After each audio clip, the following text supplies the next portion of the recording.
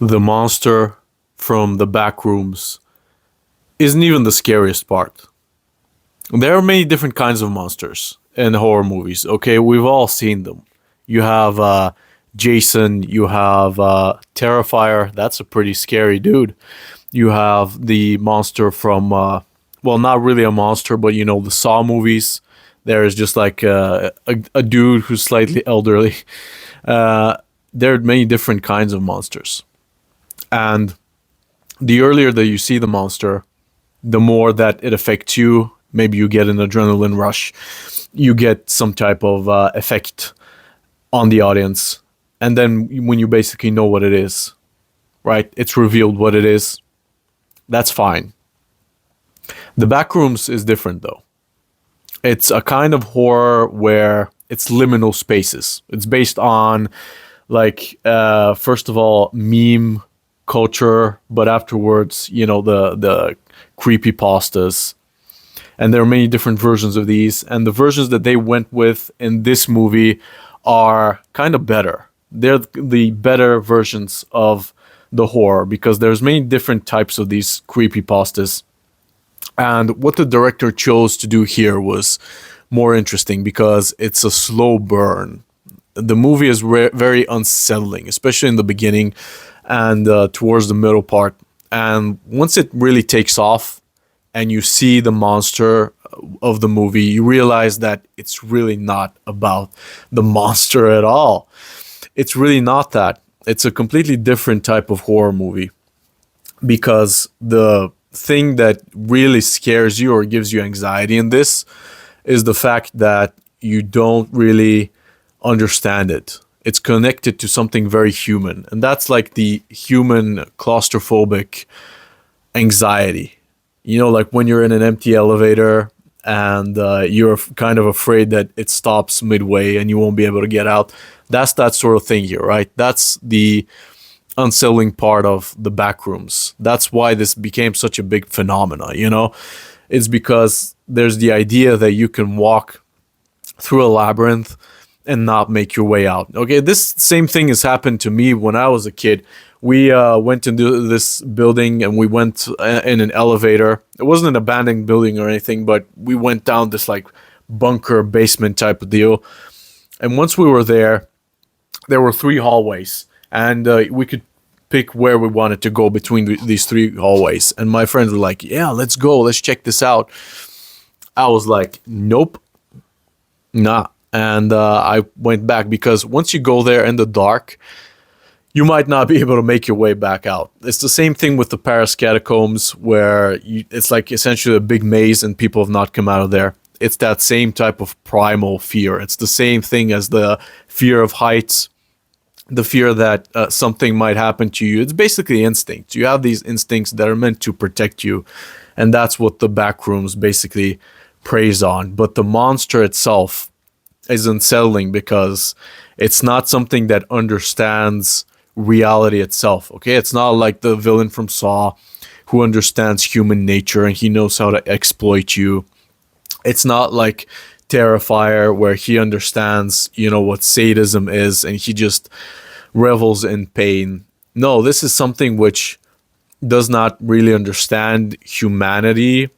It does not understand what they are. It doesn't really understand how to recreate them. So when you see the monsters, right, there's like an interesting explanation that you kind of understand for why the monsters look the way they do.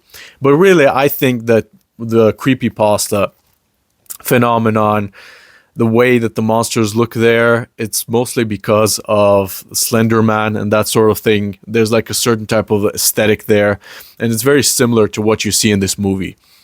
Like the almost human type of ordeal or design. It's very like, it reminds you of that whole era of internet culture and horror. And it's very similar to that. But really the explanation here is that the phenomena or what is recreating the Backrooms doesn't really understand like what it's creating. It's almost like a kind of irrational being.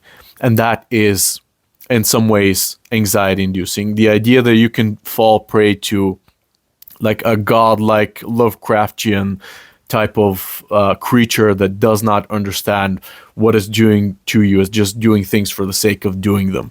And it's recreating your memories, right? It's recreating your memories, and you're like in this plane that's connected to this archetype of the like Carl Jung had this idea of the network that people are all connected.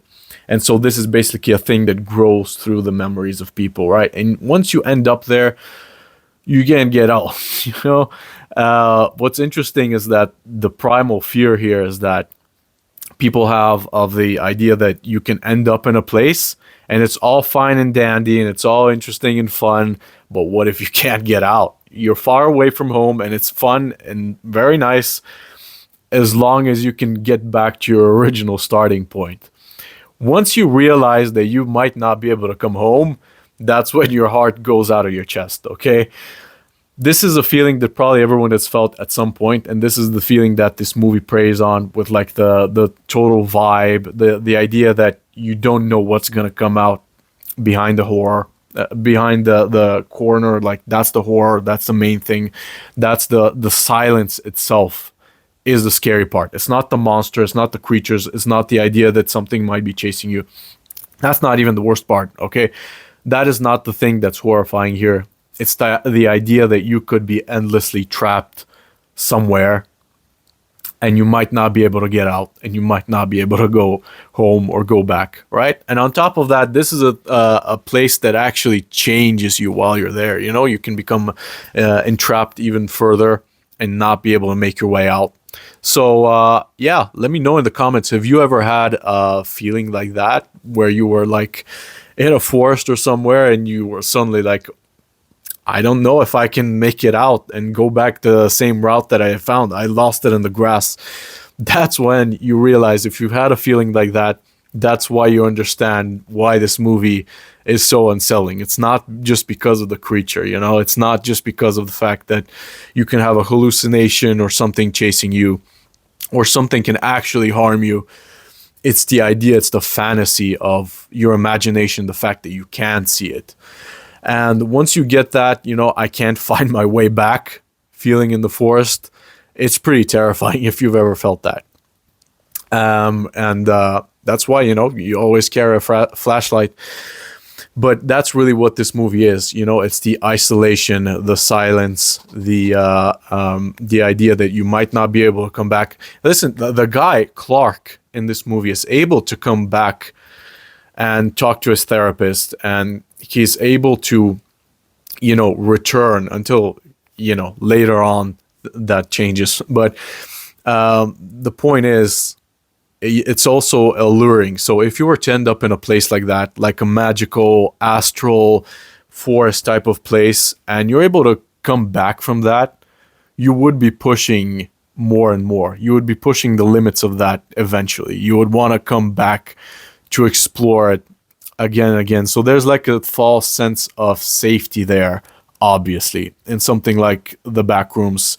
If you're able to make your way out, you would want to see it again, you know, because that's just, again, how human nature works. You would want to see what's behind the veil, and that's really what would get you. That's why that's terrifying. It's not the monster, it's not the creature itself. It is things that are like claustrophobia, not being able to come back. That's really what frightens you. Other situations like that you might have are like, if you're a diver, probably cave diving, or something goes wrong, stuff like that, stuff that people do, extreme things, you know, because it's also part of human nature to want to go beyond the veil, to go to different places that we don't understand. And once you realize you can't get out, that's it. That's the frightening part. None of that, you know, monsters and so on. Once you start seeing the gore in a movie, that's when it kind of starts to lose its allure. It's not as scary because you understand what is that you can run from. But when you don't know what it is, when you don't see it behind the corner and it's just endless mazes and place that you don't understand and you're just isolated, there's nobody else there to help you. Think about that, bro. That's really an idea that haunts your mind because it's connected to something primal. So yeah, that's why this movie is not about the monster at all. It's about something far more. And that's why Lovecraftian horror became such a classic, right? It's connected to this. And yeah, let me know what you think in the comments below. And bye.